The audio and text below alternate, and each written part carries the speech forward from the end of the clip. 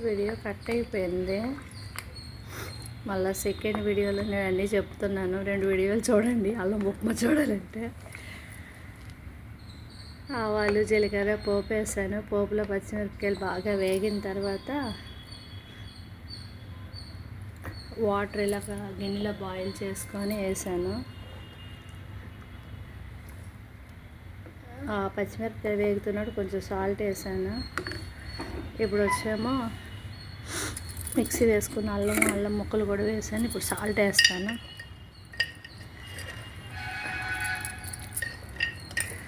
Salt కూడా last అయిపోయింది, మళ్ళీ తెప్పించాలి సాల్ట్.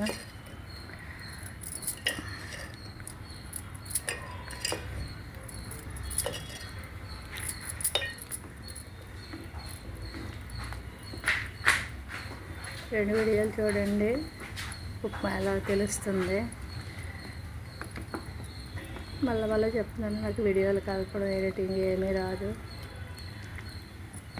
బాగుంటుంది. పూజలు గట్ట చేసేటప్పుడు ఉల్లి తినం కదా, అలాంటప్పుడు అల్లం ఉప్మా బాగుంటుంది. తప్పేళ్ళ వాటర్ బాయిల్ చేస్తే చాలా వేరంగా అయిపోతుంది.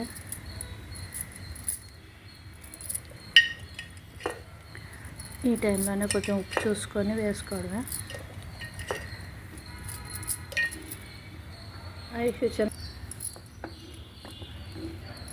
ఉప్పు సరిపోయిందా?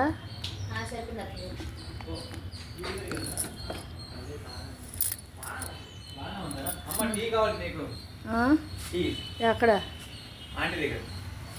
కప్పులు ఉన్నాయి ఇక్కడ? గాజు అదే స్టీల్ కప్పులోనా? ఒక్క చొక్క వేయమని ఎక్కువ వద్దు.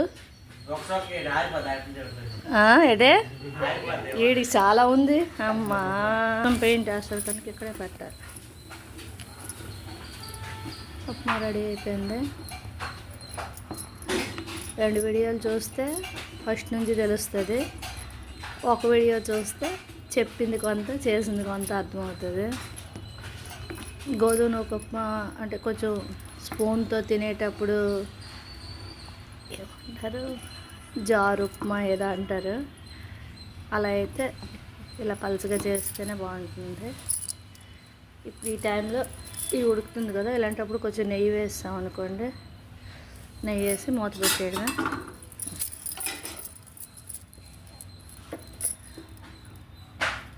నెయ్యి డబ్బా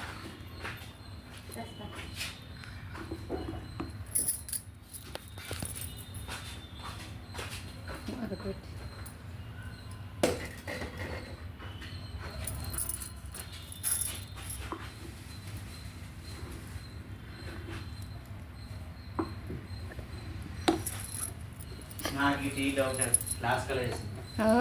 గ్లాస్ కలర్ ఒకటి వేసింది. కప్పులు ఇవ్వలేదా?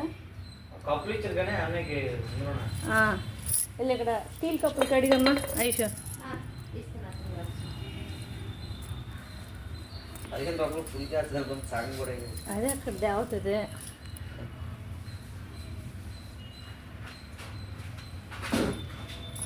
రెండు కప్పులు కడుగు. నాకు కొంచెం ఇంత అంటే ఇంత పెసరే ఎక్కువ వేసు.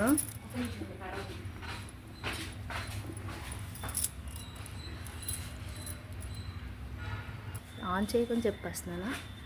జారు ఉప్మా, గట్టి ఉప్మా, ఇంకేంటి అల్లం ఉప్మా, ఉల్లి ఉప్మా, మసాలా ఉప్మా చేయాలి. అన్ని మెటీరియల్ తెచ్చుకొని బాగుంటుంది. బఠానీలు అంటే ఫ్రోజన్ కాదు,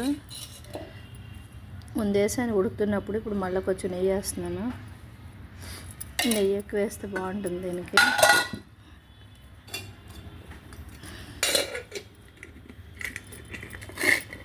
ఓకే, లైక్ చేయండి, షేర్ చేయండి, సబ్స్క్రైబ్ చేయండి. Thank you.